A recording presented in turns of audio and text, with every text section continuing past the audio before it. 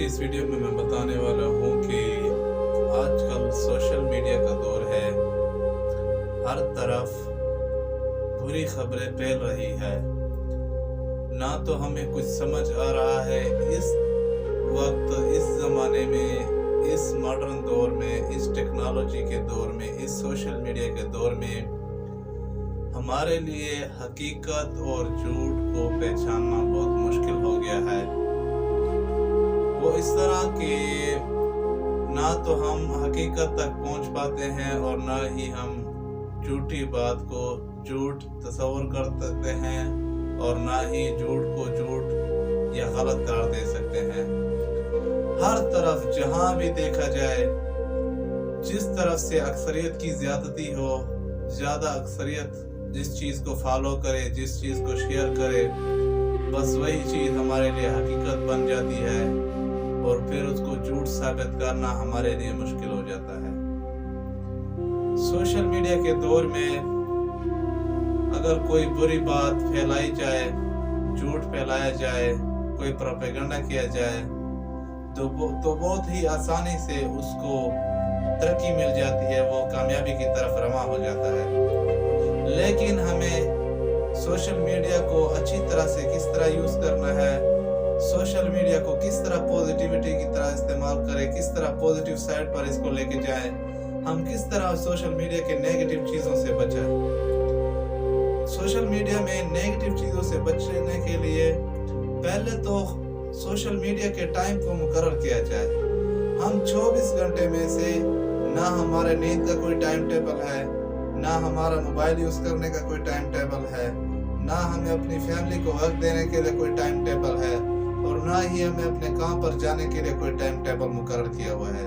सिवाय जॉब के लोगों के जो अपनी जॉब कर रहे हैं और जो जॉबलेस है वो बिल्कुल ही सोशल मीडिया के ग्रुप में, सोशल मीडिया की अफरा-तफरी में अपना हिस्सा शामिल कर रहे हैं।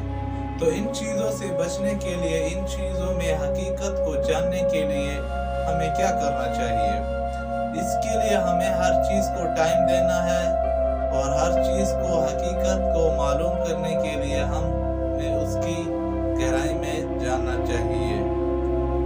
तो सोशल मीडिया से बचने के लिए वाहिद रास्ता है कि पहले तो इसके इस्तेमाल को कम किया जाए, फिर इसको मालूम करने के लिए कि ये बात सच है या झूठ है, उस बात को शेयर करने वाले के, इस बात को फैलाने वाले के पेज को देखा जाए, उसके चैनल को देखा जाए, उस आदमी की शख्सियत, पर्सनैलिटी, कारकर्दगी, किरदार को देखा जाए कि ये कौन है और इसका मकसद क्या है। खास बात मकसद की होती है। अगर मैं कोई वीडियो बनाऊं या मैं कोई वीडियो शेयर करूं तो मेरा कोई मकसद होता है। तो अगर नाजरीन के सामने वो वीडियो पेश की जाए तो उसमें नाजरीन के रिएक्शन को देखा जाता है कि इस पर लोगों का क्या रिस्पॉन्स आता है, इनका रिएक्शन क्या है। तो लोगों के रिएक्शन को चेक करने के लिए इस तरह के प्रोपेगेंडे, गलत वीडियोस अपलोड की जाती है ताकि लोगों में इंतशार फैलाई जाए। तो इन चीज़ों से बचने के लिए पहले लोगों के उस आदमी के आईडी को चेक किया जाए, उसके अकाउंट को चेक किया जाए, उसके पेज, उसके सब कुछ देखा जाए ताकि हम हकीकत तक जान सके।